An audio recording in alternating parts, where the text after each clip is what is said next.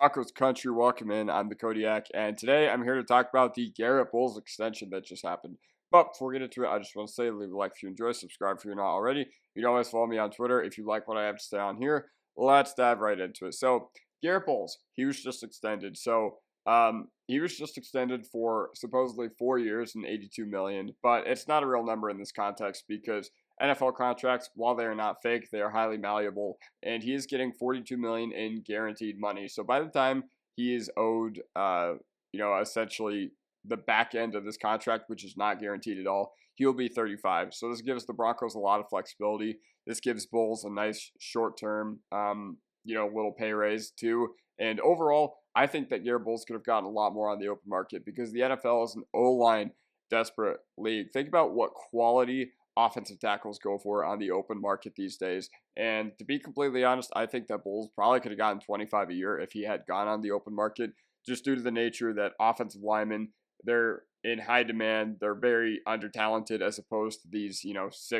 350-pound edge rushers with abs that come out every year. So what do you need to block those guys? You need, smart, fundamental, physically sound guys. And honestly, offensive line is a position that, with age, a lot of guys can tend to get better. So I'm just really happy that Garett Bolles has secured his, short-term future with the Broncos for at least 2 or 3 more years. Now, here are some big lessons we can learn from Bolles' career. I know that this actually, cut off at the bottom, but oh well. Big lessons we can learn from Garett Bolles' career. So he went from dead in the water to a franchise left tackle. Now, I actually thought he got a lot of hate, particularly from local radio stations, and I thought that he was nowhere near the bust that everybody was cracking him up to be, even at the end of 2017, which was his rookie year, because a lot of people were mad about him, for committing penalties or whatever. And yes, he committed a lot of penalties. I won't, dispute that. But at the back half of 2018 and 2019, I thought Bolles played some pretty dang good football. It just took him a little while to get going in that sense. Now, if you want to see what our offensive line is without Garett Bolles, he got hurt in the Colts game in 2022, which was around week 5, and we had the worst offensive line maybe ever after that time. Probably, I think, without looking, Russell Wilson was sacked that year more than any other quarterback has been sacked over a 16-game season sample of games throughout NFL history.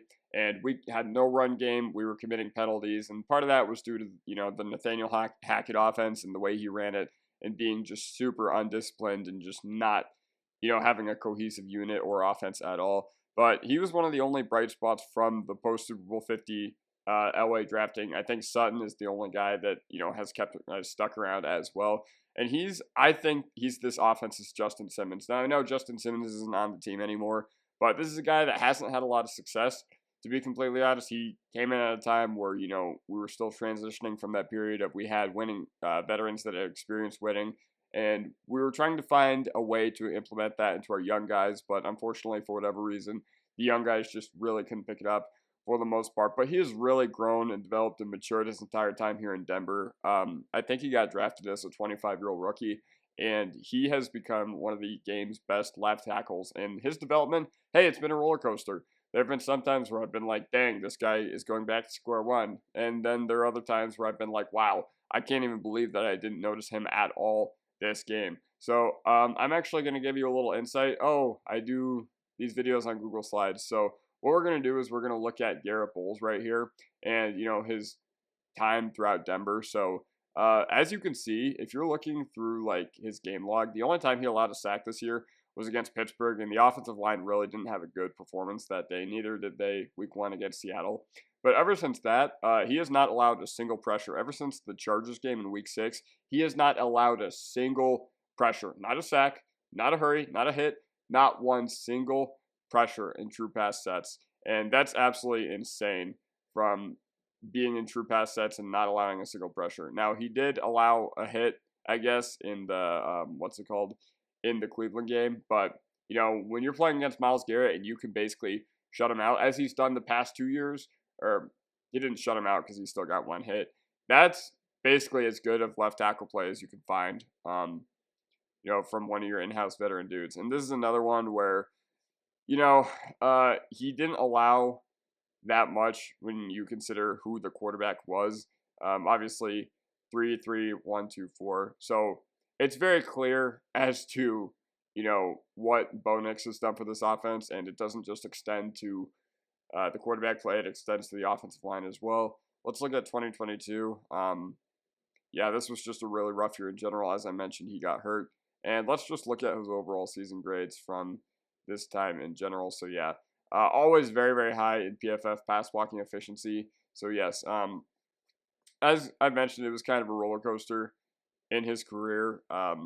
Obviously allowing 35 pressures his rookie year, and then he steadily got better. And then in 2020, that's when he really, really, took off and allowed only 13 pressures that year. So, yeah. What was I going to do? Oh, yeah, let's go back to here. So, what does this teach us about this Broncos regime? So, Sean Payton, he does not mess around with offensive line investment. I remember at the end of 2020 with New Orleans, everybody thought the Saints were going to go a million different ways, and they took Cesar Ruiz, a guard from Michigan. So, keep this in mind during the offseason. Sean Payton is kind of what, to offensive linemen, in my opinion, what Bill Belichick is to defensive backs. We've seen a lot of dudes, play well here or play well with Sean Payton's teams. Then they move on, and then they end up just not playing very well. And I'm not here to say that Bolles is a Sean Payton merchant, but it's clear that Sean Payton definitely knows what he's doing, especially because how bad our offensive line was 2 years ago in 2022. And the fact that it's basically transformed into a top 5 unit overnight, fringe top 5 unit, I'd say. And every time a player is rewarded, or every time a player plays well, they are rewarded. There's none of this like Elway hardball stuff. There's none of this, dragged out negotiation, signing a dude at the last possible second while he's on the franchise tag, like he did with Prater, like he did with DT, like he did with Vine. So it also shows that they're willing to extend core veterans and give them raises even after their age has finally not caught up to them, but after they're, past what is considered prime for their positions. Like Sutton, he's 29 and he just got a raise. He didn't get an extension, but he got a raise. And then Bolles, he just literally got an extension after being 32 years old. And he was willing to take this to be here in Denver. I think his home is in Utah. Don't get me wrong. I know he went to Utah, but, or actually, is he from Colorado? I remember people were like spouting him off or really hyped because he was a local guy. I don't remember exactly. Someone will have to correct me in the comment section down below. But he continues to give them offensive line flexibility. And what does this mean going forward? So now we have $42 million in 2025 cap space. You have to imagine that about $10 million, $11 million will go to rookies. $7 to $8 million of that will go to about, I don't know, probably a lot of our RFAs. Like McMillain is an RFA, so you got to imagine he'll get a good chunk of money from this Broncos team as well. So, I hate to be the bearer of bad news for the people that want it, but that means that T. Higgins is not going to be a Denver Bronco because we'll only have probably about 25, 24 million to play with going into free agency, or at least that's what we should plan for. And I just don't see this team making the means or making that happen and having, jumping through all the hoops that would need to make T. Higgins a Bronco actually come to life. So, yeah. The Bonitto extension, he's going to eat up a lot of the 2026 dead cap, and fortunately, Russell Wilson's contract is off the books at that time. And yeah, I'm just really happy that Sean Payton has rebuilt the culture in Broncos country and keeping the guys who should be here, who want to be here. I'm sure guys like Simmons wanted to be here, but just really happy that Bolles can finally be a part of this team and be a part of this team, when they're starting to reach their golden years that they haven't had since Super Bowl 50. So yeah, it's time to go all out in the offseason and eventually build a title contender, eventually build a team that can beat the Baltimore Ravens, the Buffalo Bills, and most importantly, the Kansas City Chiefs. So yeah, that does it for me. Let me know what you guys think in the comment section down below. This is from my Tyler Warren video. Yeah, but either way, I'll see you guys next time. Peace.